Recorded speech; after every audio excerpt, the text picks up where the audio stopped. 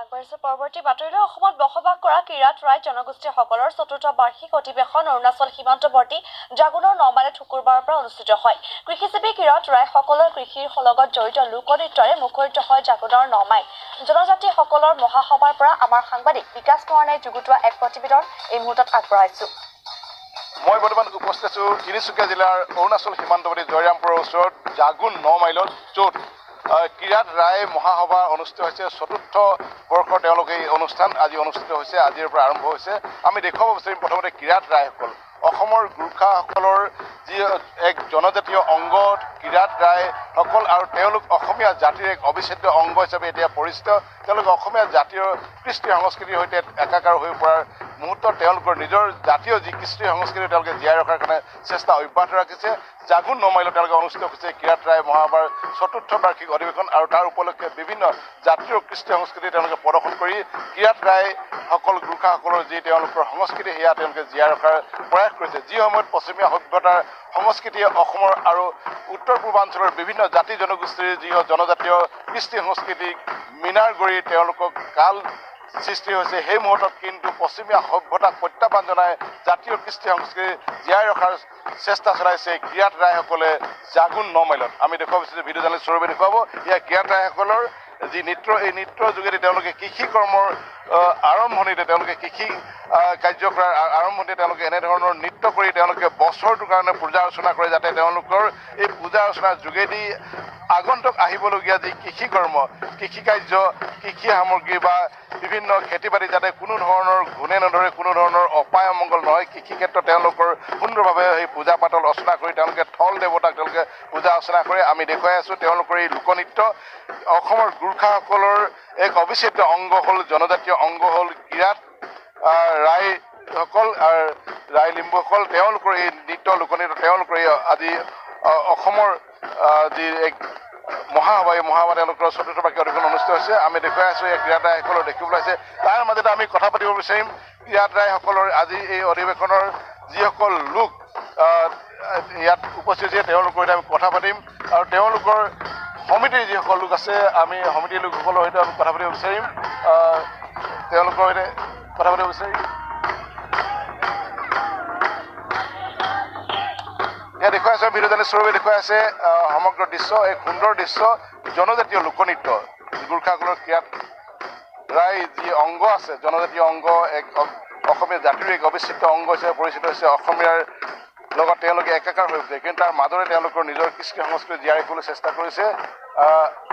আৰু তেওঁলোকৰ সৈতে আমি কথা পাতিব বিচাৰিম।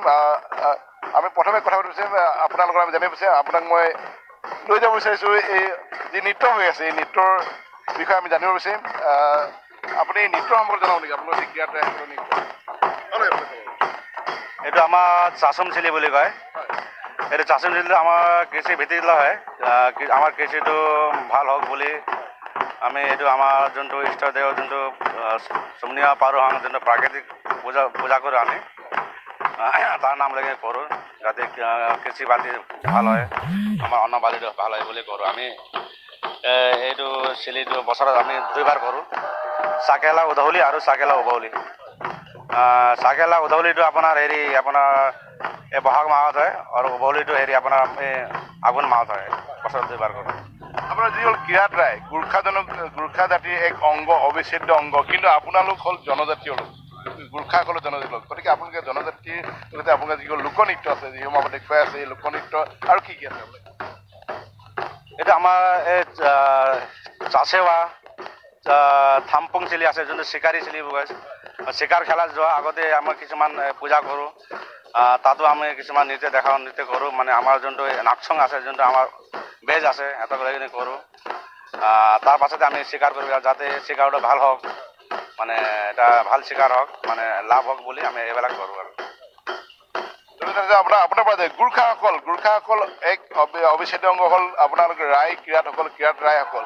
কিন্তু যি জাতি, বিশ্বৰ এক সাহসী জাতি যাক বুলি কোৱা হয় গোৰ্খাসকল, এই গোৰ্খাসকলৰ সাহসী জাতিৰ অবিচ্ছেদ্য অংগ। আপোনালোকৰ সাহস কম নহয়, গতিকে বিশ্বত বিশ্বাসী আৰু সাহসী হিচাপে গোৰ্খাসকল চিৰ পৰিচিত। আজি আপোনালোকৰ যি অনুষ্ঠান হৈছে, এই অনুষ্ঠান সম্পৰ্কে অলপ অৱগত কৰিছে। হয়, আমাৰ এই অনুষ্ঠানটো এনেকুৱা ধৰণৰ অনুষ্ঠান আমাৰ কিৰাত ৰাই জাতিৰ ভিতৰত আমাৰ যিমানখিনি আমাৰ কলা সংস্কৃতি আছে সেইখিনি আমাৰ অন্যান্য গোৰ্খা জাতিৰ ভিতৰতকৈ আমাৰ অলপ সুকীয়া তো গতিকে আমি আমাৰ এই কলা সংস্কৃতি যে আমি ভৱিষ্যতৰ কাৰণে আমি সংৰক্ষণ কৰিবৰ বাবে আমি এই কলা সংস্কৃতিটো আমি প্ৰদৰ্শন কৰোঁ। আৰু ইয়াৰ যোগেদি আপোনালোকে চৰকাৰলৈ কি মেছেজ পঠাব বিচাৰে আপোনালোকে কি বিচাৰে? আমি চৰকাৰক এইটোৱে কৰোঁ যে আমি জনজাতি লোক হয়, আমি আদিম যুগৰ পৰাই আমি আমাৰ যিটো বন পুৰণ যিখিনি আমাৰ কাম কৰা ধৰণ, আমাৰ ঘৰৰ ধৰণ, এই গোটেই সমগ্ৰ বস্তুখিনি আমাৰ জনজাতিৰ লগত মিল খায় বুলি আমি ভাবোঁ আৰু চৰকাৰক আমি অনুৰোধ জনাওঁ যে। আৰু এয়া আছিল উজনিৰ তিনিচুকীয়া